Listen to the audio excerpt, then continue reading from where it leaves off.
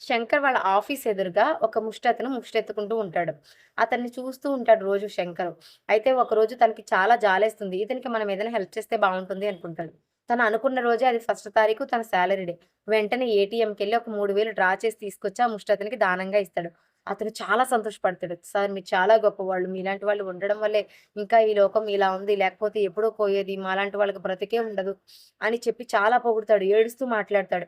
ఇవన్నీ చూసిన తర్వాత శంకర్‌కనిపిస్తుంది ఎలాగైనా నేను ప్రతి మంత్ కూడా దీనికి హెల్ప్ చేస్తే బావుంటుంది అనుకుంటాడు.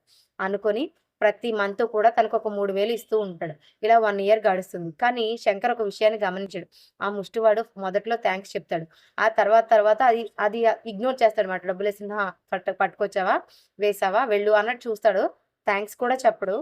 అయితే ఇవన్నీ కూడా శంకర్ అయితే గమనించడు. ఒకసారి తనకి ఇంట్లో ఇబ్బందిగా ఉండి తను రూ. 2000 వేస్తాడు. అది చూసిన ముష్టివాడికి కోపమొచ్చి కోపంగా చూస్తాడు. కోపంగా చూసేటప్పటికి శంకర్ ఏం మాట్లాడకుండా వెళ్ళిపోతాడు. అలా కొన్నాళ్ళు తప్పు వేస్తూ ఉంటే ఒక రోజైతే మరీ తగ్గించి రూ. 1000 వేస్తాడు.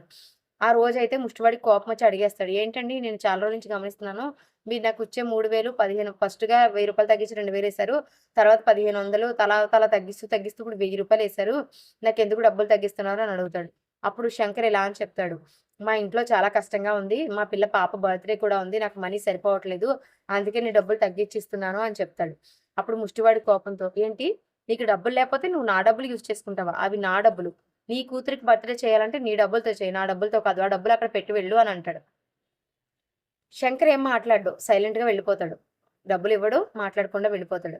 దీన్ని బట్టి మనకి మోరల్ ఆఫ్ ది స్టోరీ ఏంటంటే, ఎవరికైనా మనం దానం చేసేటప్పుడు అది దానం అని తెలిసేలా చేయాలి. లేకపోతే ఆళ్ళు మొత్తానికి మర్చిపోయి దానిని హక్కుగా ఫీలవుతారు. అది దానం చేస్తున్నారనే విషయాన్ని వాళ్ళ హక్కు. ఇది నువ్వు ఏయాల్సిందే. ఇది నీ పని. ఇది నీ కర్తవ్యం అన్నట్టు నిన్ను చూస్తారు. ఎప్పుడైనా ఒకరికి దానం చేస్తున్నామంటే ఆ దానానికి ఖచ్చితంగా విలువుండాలి. దానానికి అర్హులైన వారికే దానం చేయాలి. లేదు అంటే అది చెడు మార్గానికి కూడా దారితీసే అవకాశం ఉంది. దానం చేయొద్దని కాదు. కానీ దానికొక విలువ ఉండాలని.